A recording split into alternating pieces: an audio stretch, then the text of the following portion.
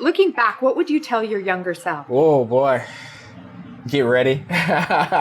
You're still really young. Yeah. You've already gone over this, but get ready. Get ready. Get ready. Your helmet. Yeah. Get your seatbelt on. Yeah, because people attack you, and I'd say get ready, not from a standpoint of working hard, because I've always worked hard, but just people, they have attacked me individually. Thank God, not really necessarily my wife, but I guess when they've seen, I give you a story, and this is great for entrepreneurs. As we've grown this company, I'd say this last year has been the biggest stage of huge growth, where it's just you want to share your sales at all for people, or is that important? So what we're doing right now, we're in the seven figure in that range right now. And so from last year to this year, it was about $500,000 to going up. And so from that stage, we had, this is something I'll never forget, and I'll tell my younger self or my children, was that we had a big client that basically I met with, we talked.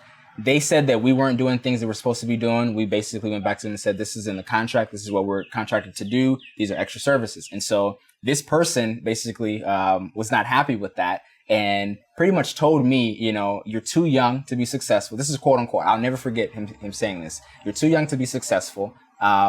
You have to be a drug dealer to have the success that you're having right now. And basically we don't ever want you working on our properties again. Those are fighting words. Yeah. Right? And this is, I'm face to face with this gentleman, and a much older gentleman. What planet did you drop off of? And I said, well, I beg to differ on a lot of those things, but if that's the way you feel, then I would just like to, part our ways in business. And so that actually pushed me back emotionally and spiritually for probably, I'd say, probably about 5 months. I was just thinking about that, am I too young to really have, the success that I want to have?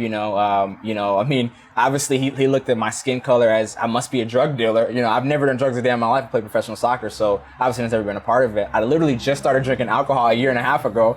So, it goes back to there's a racist inside all of us. Yeah. The question is, how big is it? It's true. Right? It's true. And how much are you nurturing it? Yeah. Right? Because as we hang on to these stereotypes, wherever they've come from. Yep. We have to realize that, we're the solution to this. It's true. It's so true. So you would say, get ready. Get ready. Because people are going to come after and attack you. Oh yeah. And they're going to feel scared by your success. Or they're going to feel. And that's what my mother's taught me, is that people are intimidated by the things that you do. Because when I say I want to do something, like if you said, Jamison, I want you to put a tractor trailer on top of the Eiffel Tower. And I believed in that, I promise you.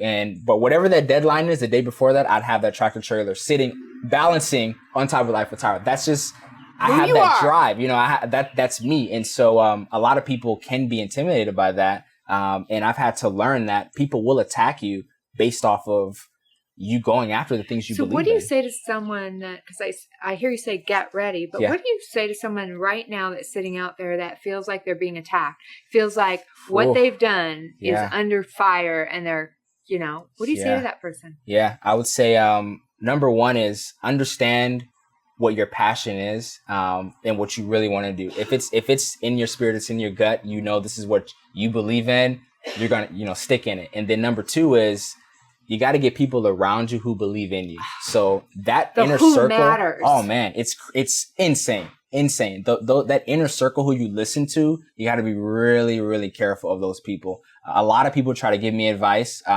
I hear a lot of people, but as my father-in-law, says, but I won't listen. So that's something you got to understand, is that inner circle is huge.